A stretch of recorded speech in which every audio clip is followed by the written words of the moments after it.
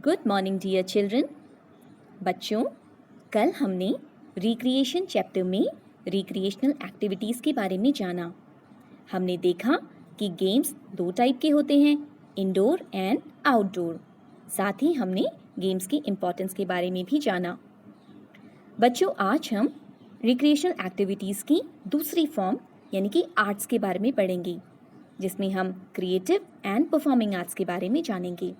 साथ ही हम हॉबीज़ के बारे में भी डिस्कशन करेंगे और कुछ फेमस लोगों के बारे में भी नई बातें जानेंगे।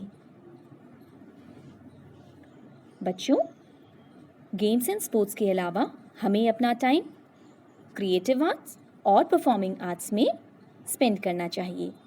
क्रिएटिव आर्ट का मतलब होता है ऐसी एक्टिविटीज़ जिससे आपकी इमेजिनेशन पावर बढ़ती है, जिसे करके आपका माइंड, बॉडी, सेंसेस रिलैक्स हो जाते हैं। ऐसे ही कुछ क्रिएटिव एक्टिविटीज़ या क्रिएटिव आर्ट फॉर्म्स हैं पेंटिंग, स्कल्पचर, ओरिगामी, एम्ब्रॉयडरी और क्ले मॉडलिंग।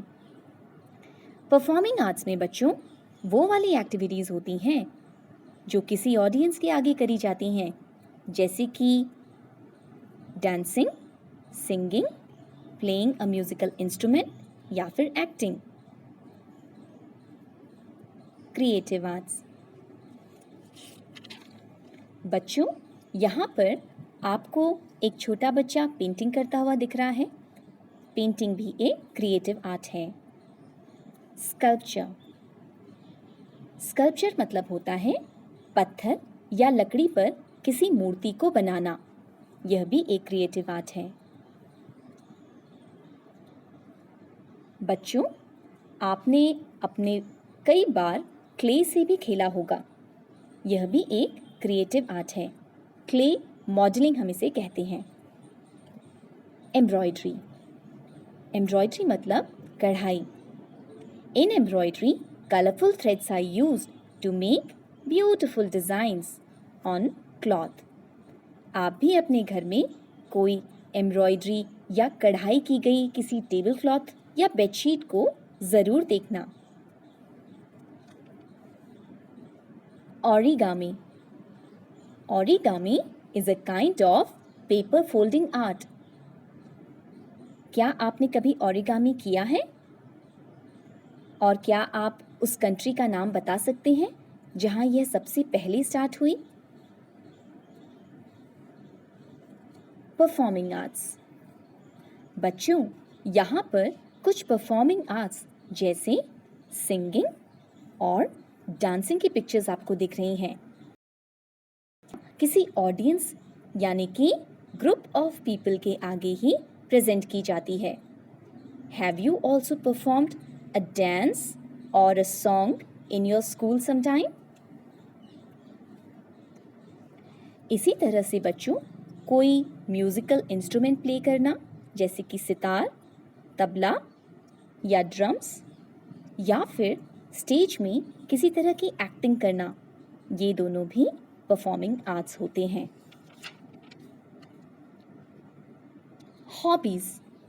बच्चों, हॉबीज़ वह एक्टिविटी होती है जो आप अपने खाली समय में करते हैं और जिसे करके आप रिफ्रेश एंड रिलैक्स हो जाते हैं। बच्चों, अभी तक जो भी गेम्स या क्रिएटिव आर्ट्स और परफॉर्मिंग आर्ट्स मैंने आपको बताई है, इसमें से कुछ ना कुछ किसी न किसी की हॉबी हो सकती है। इसके अलावा भी दूसरी टाइप की हॉबीज़ हैं gardening, reading, writing, travelling, fishing या प्लेइंग गेम्स। आपकी कौन सी फेवरेट हॉबी है?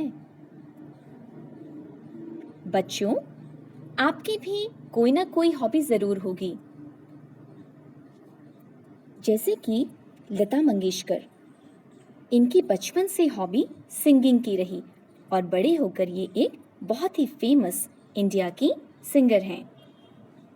सचिन तेंदुलकर, इनकी हॉबी क्रिकेट की है और ये एक फेमस क्रिकेटर बन रखे हैं। एमएफ हुसैन, इनकी हॉबी पेंटिंग की रही और ये एक मशहूर पेंटर हुए।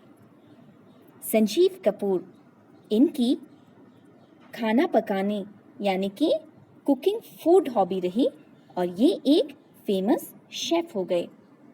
बच्चों, आप भी चाहें अपने शौक को अपना प्रोफेशन बना सकते हैं। So children, keep playing indoor games और outdoor games, learn some singing, some dancing and develop some new hobby. आप गेम्स खेलें, इंडोर, आउटडोर और हमेशा कुछ ना कुछ रिक्रिएशनल एक्टिविटीज़ करते रहें और सीखते रहें। Thank you.